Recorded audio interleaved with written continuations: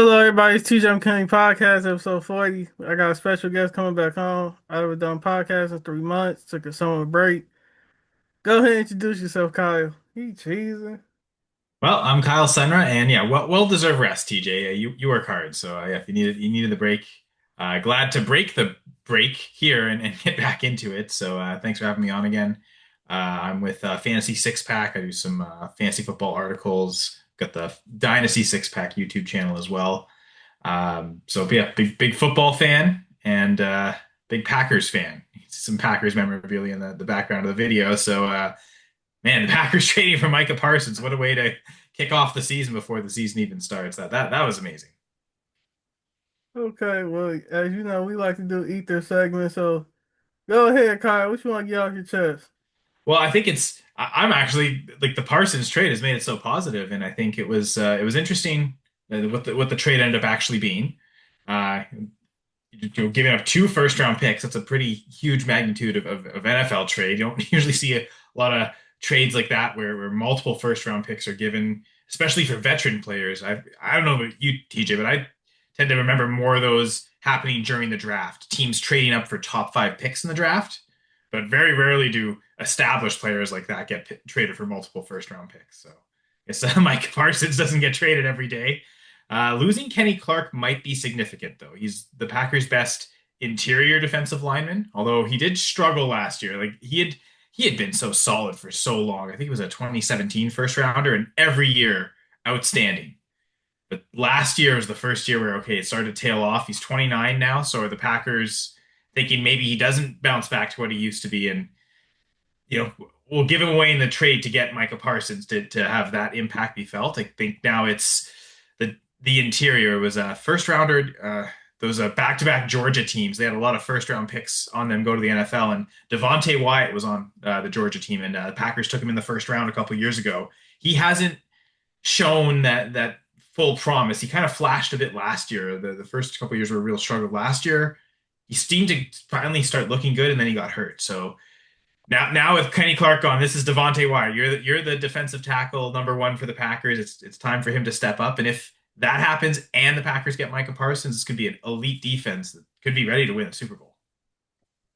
So you ready for Green Bay to be great again? Because I've seen that Michael Parkins. Y'all traded Michael Parsons trade. Y'all traded Yeah. Kenny Clark. And I know Yeah. you was big on him. So Mhm. just an upgrade? I mean, or you think this a downgrade? Like, Well, again, it's weird because like Parsons outside defensive lineman. So the defensive end spot, it definitely upgrades. I mean, Lucas Van Ness, another first rounder who hadn't quite lived up to the promise, instead of him being an every snap kind of starter is what was expected. Now he's the backup. That defensive end duo of Micah Parsons, Rashawn Gary is amazing. So it's a clear upgrade there. But yeah, definitely going from Clark to I mean, I don't even know who the other. I think it's Colby Wooden might now be starting at defensive tackle. That's probably a downgrade there. So you're upgrading on the outside, downgrading in the interior.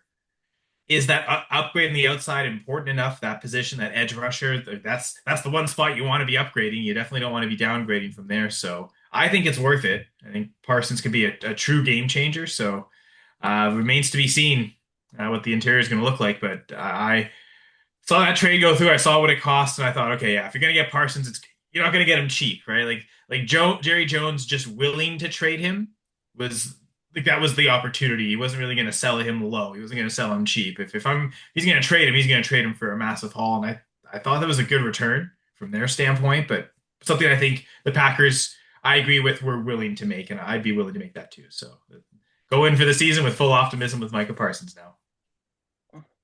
yep. I feel like with this trade, it was breaking news because you don't expect the Green Bay and Cowboy trade their top defensive players, but I guess it's NFL trying to get viewership because they don't want to be like the NBA and lose views. So I guess this trade supposed to build up Green Bay since you a Packer fan. But how do you see Kenny Clark doing with the Cowboys? So yeah, so I mean, he fits in with what the Cowboys do need, kind of talent all across that interior, that line. It really was. They've lost a couple pieces over the years. DeMarcus Lawrence leaving, so Clark, I think maybe brings what DeMarcus Lawrence used to bring, and I think that's maybe the hope. So I think he'll fit in well. Uh, Supposedly the Packers had sent offers with multiple first round picks and plus other picks without Kenny Clark, and Jerry Jones wasn't interested. So it really did seem like, and what the Cowboys have said publicly was they didn't just want picks for Parsons. They wanted a player who was ready to play now. And so it seemed like for the Packers that, like, other than maybe giving up Rashawn Gary, and I kind of like the idea of Gary with Parsons. So outside of doing something like that, there probably wasn't another player on that defensive line that the Cowboys were willing to take. I was wondering if it was going to be Lucas Van Ness. Again, he's a former first rounder. If they like that talent, but I wonder if Jones thinks he hasn't shown enough yet to make me want to trade it. Clark's someone who's proven it. So for Jerry to get, okay, I want the picks for the young, or like that's the future of the franchise type thing, but I also want a player for right now. It seemed like Clark was the guy that Jerry Jones wanted to get back in order to make the trade happen. So I'm sure the Packers tried to definitely send offers without sending Kenny Clark, but for to get this done, it seems like that's what they had to do. And so from that standpoint, it sucks losing Kenny Clark. He's been one of my favorite players, and I think he'll do well with the Cowboys. But again, I'm so optimistic about Parsons that I think it's worth it to do it. Okay. This episode, my ether segment is basically NFL season started, and I'm scared for the Browns because we supposed to have Joe Flacco, who almost like 50 years old, and then Shador Sanders and Dylan Gabriel, and what's his name, Kenny Pickett. Our quarterback wrong. The sad part is that this was Madden, it'll be stacked, but in real life, this is. I already told you, Browns go get whoever the top quarterback, media hype, and they went and got Shador. So now we about to see. Because we all know Joe Flacco is not starting the whole entire season. They're gonna put in Shador, and it's gonna be it's gonna be like Baker Mayfield, and hopefully, I'll be pushing for certain type quarterbacks, and hopefully he do good. Like, but they gonna do him like Baker if he start messing up. Yeah, it's the Browns. You can never really count on them. Even when they have something good, they find a way to mess it up. So I'm so sorry about that. So let's go ahead and get started. This episode we're gonna be talking about music. Kyle like I say punk and rock music. Yeah. So go ahead, tell the people what's your favorite artist. Well, yeah, so it's funny because it's definitely evolved over time. I remember I was, grew up in the 90s. I like my first musical memories were just like my parents playing like whatever 90s dance music was at the time. But the stuff that I first like really clung to and like just wanted to keep listening to over and over again was boy band music in the late 90s. And the really big one was Backstreet Boys. I was so into the Backstreet Boys. I had their first four albums and yeah, knew every song. NSYNC was pretty popular as well. Like, those were the two at the time that were like right at the turn of the millennium where you know like the whole world revolved around boy band music in terms of the musical universe. So I definitely was hooked. I always loved 98 Degrees as one that they were, I thought, excellent. They didn't get quite enough recognition, but early on, my favorite band was the Backstreet Boys. Like that kind of carried through for a while up until I remember when I was about 12, I think I kind of barely listened to music anymore. This was kind of my video game early teenage era where you're kind of just playing video games. So like I was curious to see like where did your musical taste start? Like I know that was again boy bands for me when I was a kid growing up. 90s. Yeah. 90s music. I started listening to hip hop and R&B, and it led me to my favorite artist is D'Angelo. Anybody who know me know that's basically my favorite artist. So if you listen and sing, Jodeci, Drew Hill. Sorry, what'd you say? If you listen and sing, that means you know Jodeci, Drew Hill, Joe 90s to see. groups. Jodeci, yes. Yeah, I guess I didn't know them. No. So what kind? Why? Explain though why you like the Backstreet Boys. Honestly, I didn't really know why at the time. I just I get, but now I just thought they're like I think they're just really good singers. I think they harmonize really well. And as I've kind of gotten older and learned more about music, I realize how talented they really are. So I think that caught me. I would say it's just intense marketing, though. I mean, that they like Backstreet Boys, NSYNC, Spice Girls, like all three of those groups were so heavily marketed to youth in the 90s. Everything, like all the merchandise, like they those three groups acted not so much like bands, they acted more like movies, like movie stars in terms of like how much merchandising comes from like action movies and like action figures, comic books, and so I think really the true answer is commercialization. You just get so overexposed to them that eventually you're gonna like them and listen to them so much. But I also like to say that I know what I like about music, and so like I still listen to the Backstreet Boys now, and I still think man, they're such talented singers, and they harmonize together so well. And I've also come to like, as I like rock music more, bands with multiple lead singers, where it's not always just the same voice being heard over and over again. And I thought the Backstreet Boys are one of the best at sharing. Now, all five members, even if Howie and Kevin don't get as many lead spots, they do get them, even though it's typically especially early on, the main rotation of the main three. I thought they were still a band where you really could hear all five members in the chorus harmonies, and all five kind of had their own flavor and were important. Each five was important to the fabric of the band. So I guess that's ultimately why Backstreet Boys were, for a while, my favorite group before my guitar playing rock phase started. So let me guess, you play every good Guitar Hero that came out. No, not really. I just because I think I started playing guitar right around when Guitar Hero came out, so I was just playing the actual guitar instead. You play I've instruments? played it a couple times. I'll be honest, I don't find it nearly as fun. I'd rather just play. You play instruments? I do. I played guitar. I remember ninth grade music. I started learning bass. And that was, I guess, like February 2005. And it was just kind of What that y'all year. doing? What y'all doing? What are y'all doing? You heard that? I didn't hear anything other than you. I Crazy. don't know. But yeah, so it was, I vividly remember the exact moment. It was a Halloween night, or it was a kind of around Halloween, because I remember Canada was, we have a show called The Hit List on one of Hmm. it was kind of the youth version of like much music or I guess MTV in the States. And it was just like it was on a kids channel, and it was like every Friday night they do like the top 20 countdown music videos, pop and stuff. And I remember it was right around Halloween because it was their Halloween special.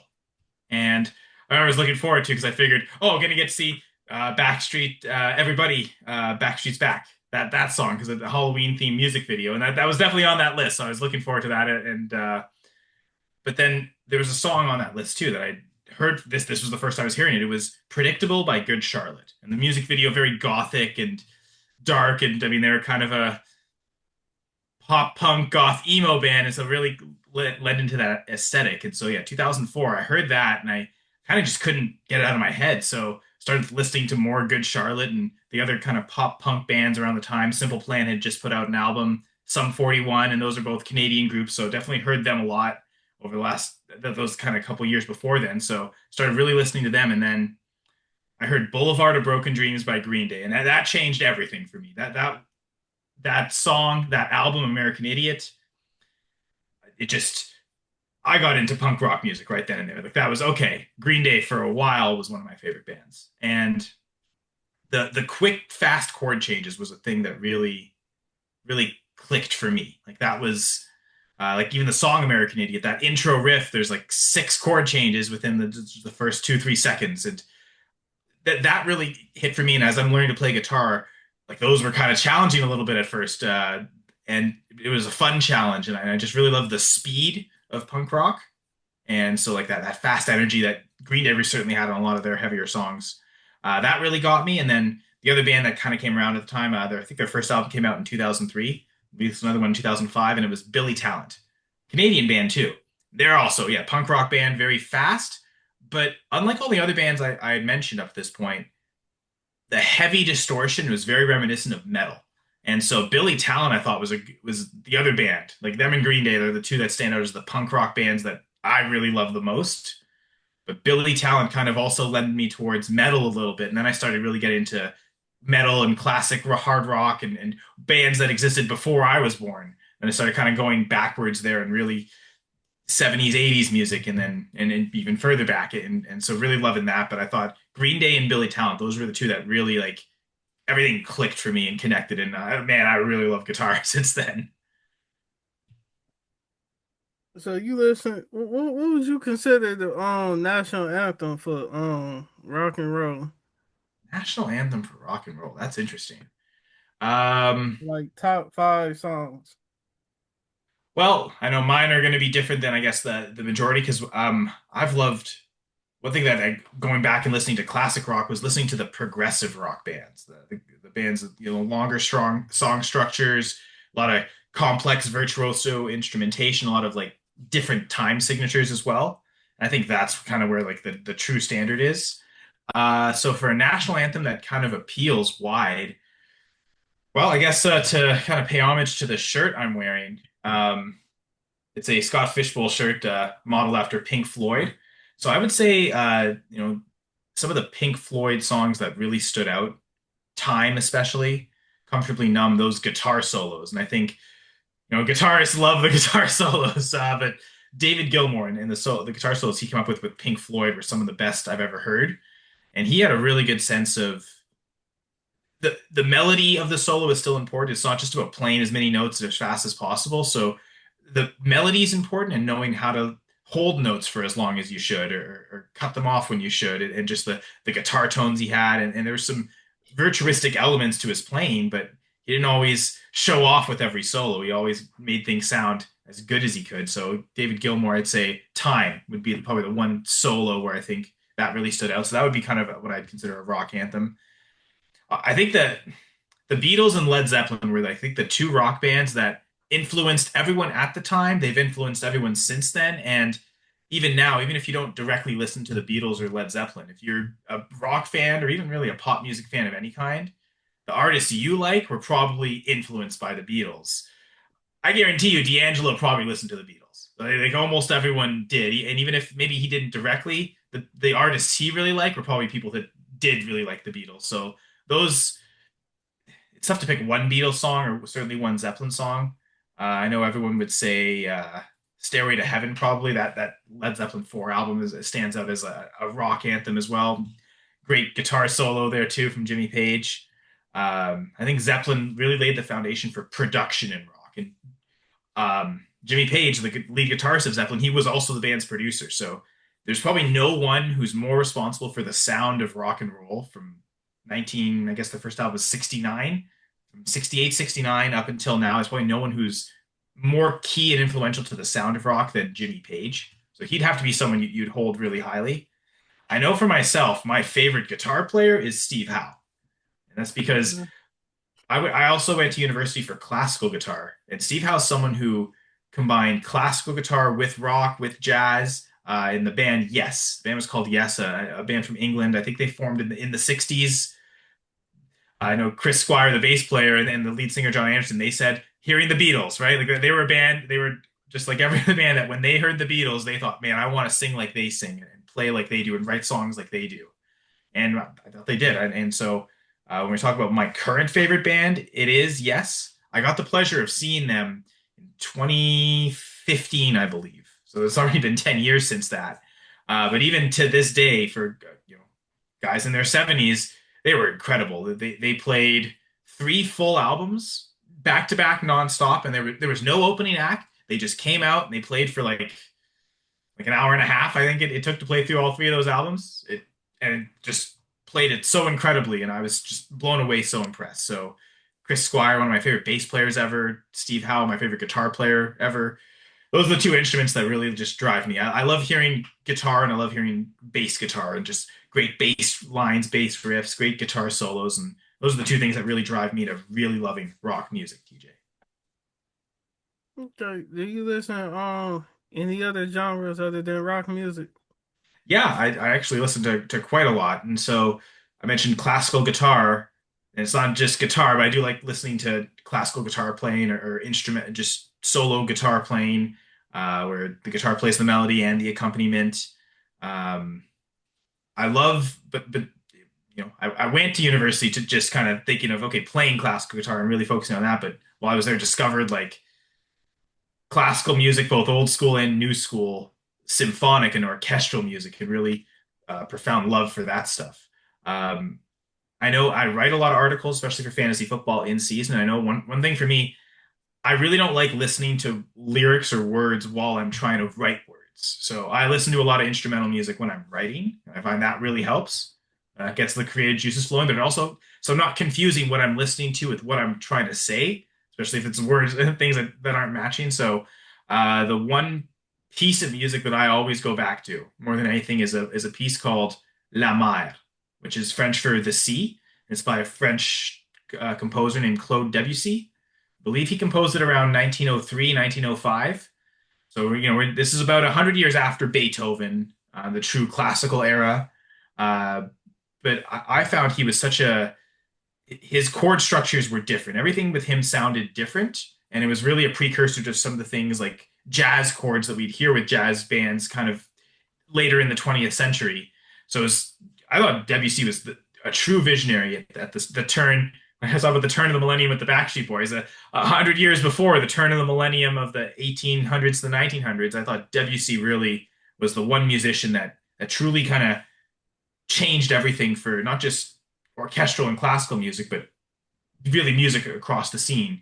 He was the first one to kind of play chords the way he did, and again, like what a lot of jazz bands and jazz artists were about to do incoming. So yeah, Claude Debussy would be one for classical music I really like. I mentioned Backstreet Boys. I do still like some pop music. There's a few hip hop artists I absolutely really love.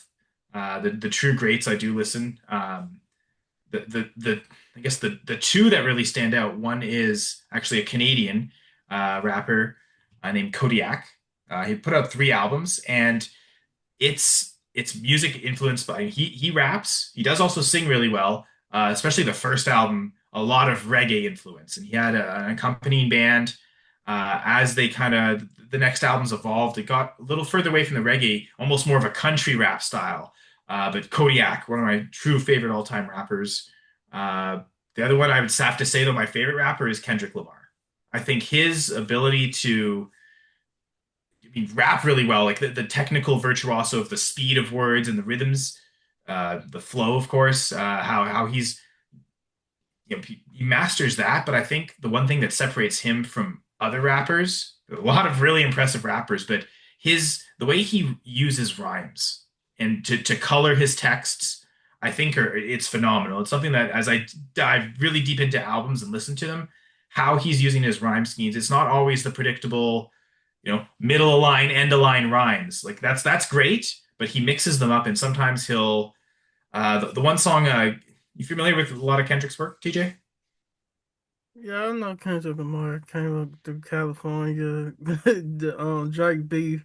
Did you watch this on Super Bowl halftime performance?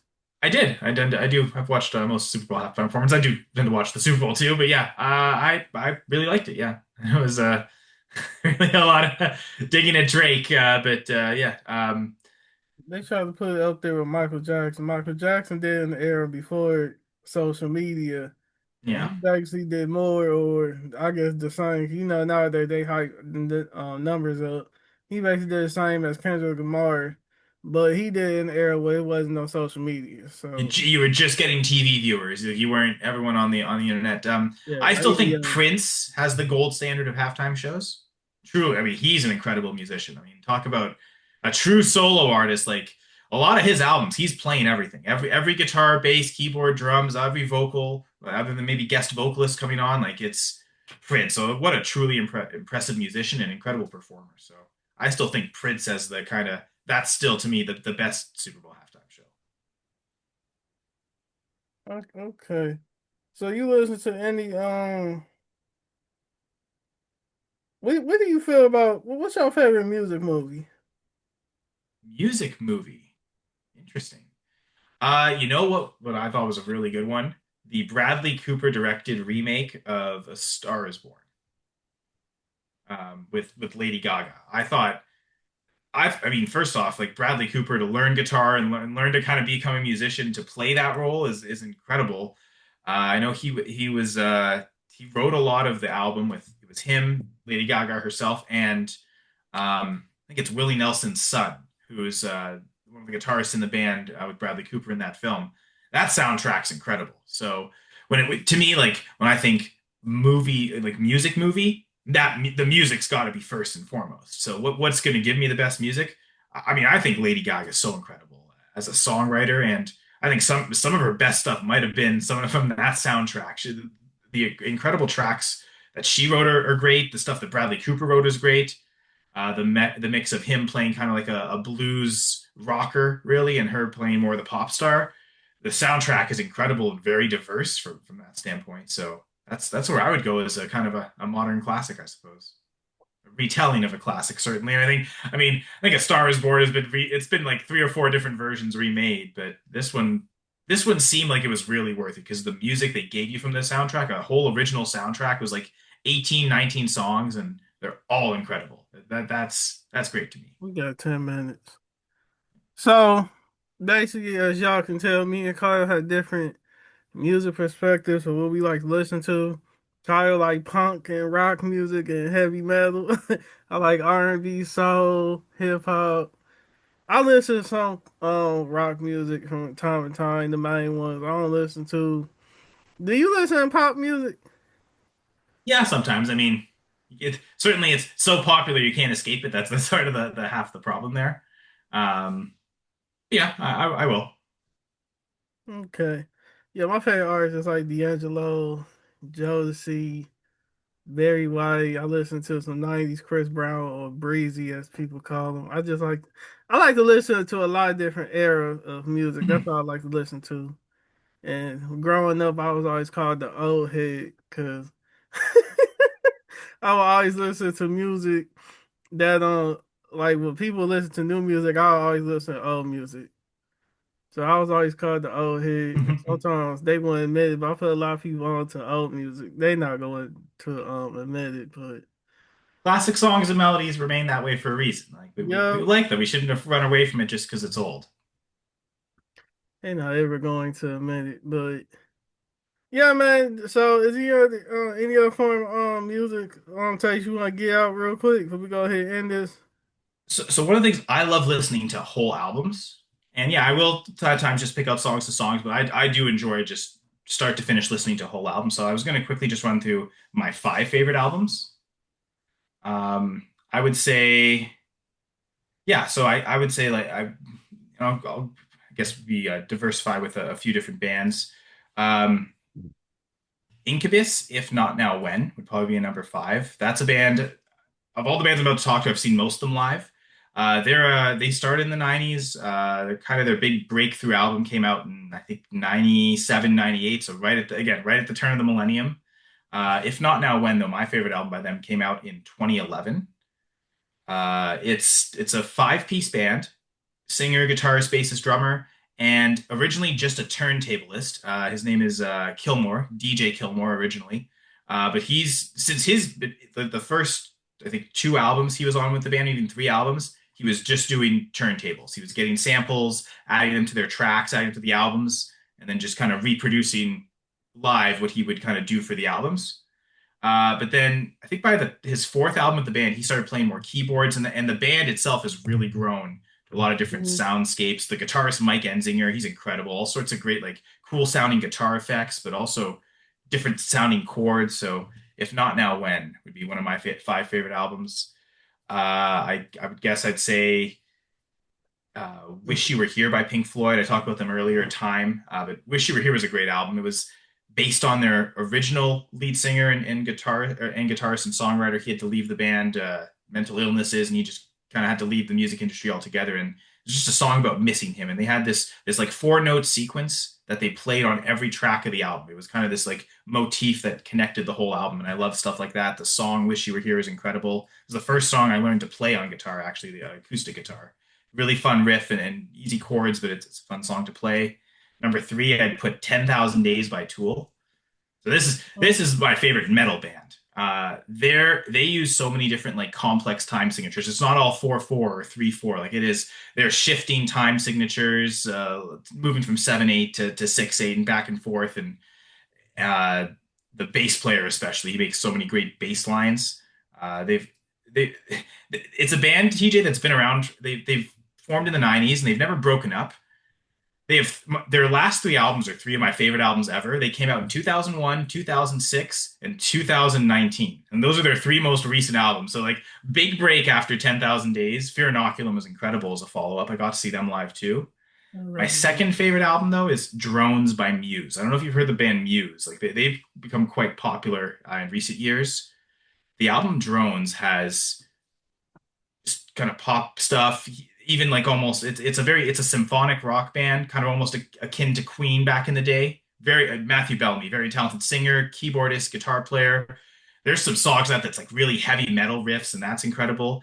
He wrote a song on that album that's a madrigal. It's like Renaissance era vocal style, so from like the 1500s. And so the album Drones, like from a musical standpoint, there's some acoustic sort of songs, there's metal, there's these like Renaissance madrigals, like that's so diversified. But I already mentioned my favorite band being Yes, and my favorite album is Fragile. It came out in 1971. And the band makes all sorts of great songs together, but each band member gets their own solo song in the album. And I thought that was cool. The keyboardist, he took a symphony by Johannes Brahms, took a movement of the symphony and just replayed it on a bunch of keyboards. The singer and the bass player, each of their solo songs were like looped versions. Okay, playing the bass and playing another bass track and just like looping the bass guitar, looping the vocals. The guitarist Steve Howe, he just played a solo guitar, like an original composition he made, and the album is fantastic. But those five solo pieces also really stand out. So I definitely wanted to shout them out, and thank you for letting me talk about my five favorite bands and those five albums. Yeah, my own top artist is D'Angelo. Basically, that's all I'm gonna say. I just listen to a lot of music. D'Angelo, Chris Brown, Barry White. I guess artists like that. I listen to so many different artists. It's like I don't really don't have a top five. Me being from Cleveland, I listen to Bone Thugs and Harmony. So Mhm. Oh, so are they Ohio group? Are they from yeah, Cleveland? Cleveland. Okay. They're from Cleveland, Ohio. So let's go ahead and wrap up. Tell people that can find you at. Yeah, so I'm at Senra Says on Twitter. I mentioned I write articles for Fantasy Six Pack throughout the year. It's fantasy football articles. I also have a podcast. We're live on YouTube every Wednesday night. It's called Dynasty Six Pack. We tend to talk about Dynasty fantasy football, myself and my co-hosts. I'm also with the Going for Two Live. Uh, Going for Two is they've got a website too. My fantasy football rankings can be found there. I also do some live shows, Monday pregame shows specifically. Been doing that for years with them, previewing the Monday night football game typically. So a lot of fun as the football season is here. Okay. We I'm gonna have somebody else or Kyle do another music podcast in the future. I might come on and talk to myself. This has been TJ McKinley Podcast. Y'all can find me and Kyle on YouTube, Twitter, social media, that type stuff. This has been TJ McKinley Podcast, episode 40. Thank everybody for watching who plan on watching. Y'all can like, retweet, comment, and follow Kyle or Kyle Sandra on Twitter. And thank y'all for watching. Kyle, I'll see you later. You already Yeah. know I'm gonna upload this.